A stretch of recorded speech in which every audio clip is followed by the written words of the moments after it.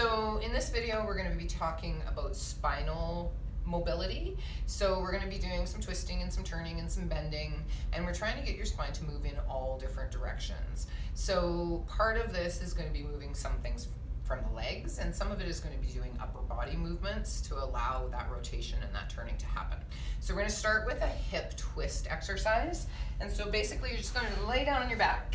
Again, you can put pillows underneath your head where you need them. You're going to keep your legs together, keep your feet together, and you're going to squeeze your inner thighs. So you can let your arms go out to the sides. So I'm on a raised mat, so my hands won't actually touch the floor. But if you were on your floor, then you would have your arms fully extended.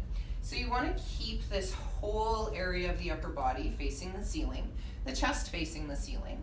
And as you inhale, you're going to tip your legs to the side, keeping the opposite shoulder anchored into the floor. And then as you exhale, you're going to use your waist and you're going to turn yourself back to the center. So you're going to inhale your feet, the inside of them will stay glued together as you rotate and turn. And then as you exhale, you're going to pull yourself back to the center into your starting position again, okay? So that is your first exercise. The second one is an upper body rotation. So you are going to take some pillows and you're going to put them underneath your head. For me, I have to take off my glasses because my glasses get in the way. So you are going to have both of your hands together. You're going to keep the bottom hand where it is. Get a little lift through your waist and glue your knees together into the floor. You want to make sure that you have room when you roll back so your head's not falling off of your pillows. So on your inhale, you're going to follow this top hand and you're going to reach and turn back as far as you can, keeping this hand and your knees still in space. And then as you exhale, you're going to engage through your waist a little bit, push the air out and pull yourself back to the center. So it's just a nice deep breath in. You want to really fill the rib cage with air. And then as you exhale, you're going to rotate and turn back to the center. So this is a pain-free range of motion. If you feel pain anywhere, you need to stop, make the movement smaller, and just do the movement where you don't have any pain at all. Then you would roll over and do the other side. So that is upper body spinal rotation. So my hair is all staticky now from doing that. Okay, so the next one we're going to do is called a flip-flop. So we're going to flip onto our bellies. You're going to start with your head down, arms overhead, and your legs extending behind you. If this is an uncomfortable position for you, you can always take a couple of pillows and put them under your hips to take some extra pressure out of your low back, okay? From this position, you're going to inhale, tip, look to the side where your arm and leg are moving, and you're going to try and pull your elbow to your knee. And then you're going to pull yourself back to the center. So as you tip and pull, you don't want to be pushing with the other side. You want to allow the other side to just tip and relax, and that the work happens on the side that you are moving. And then you would do the other side. Okay, just a tip, and then back to the center.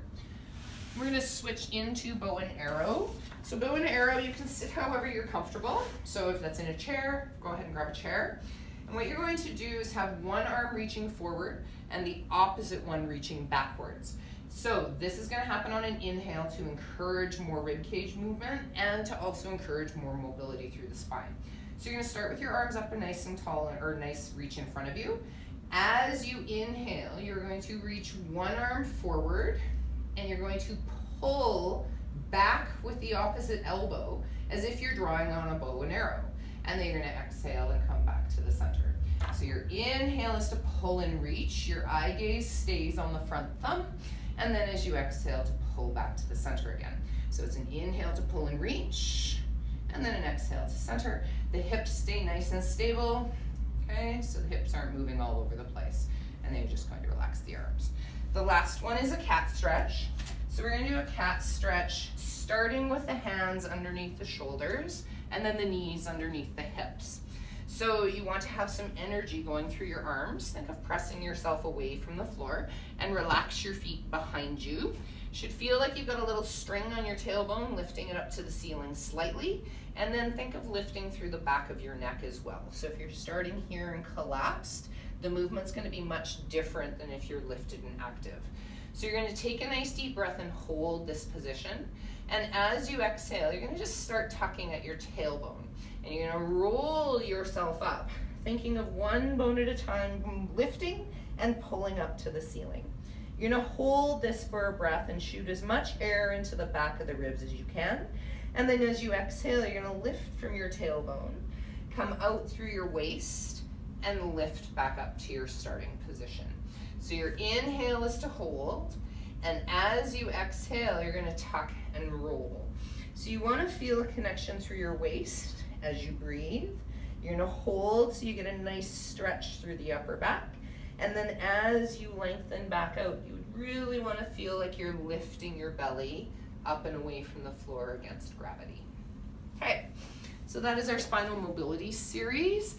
Try that, practice it a little bit each day, and you'll start to notice that your spine is moving better. It works even better if you're integrating all your breathing and all the things you learned in the first video in with the exercises from the second. See you for Hip Mobility Day tomorrow.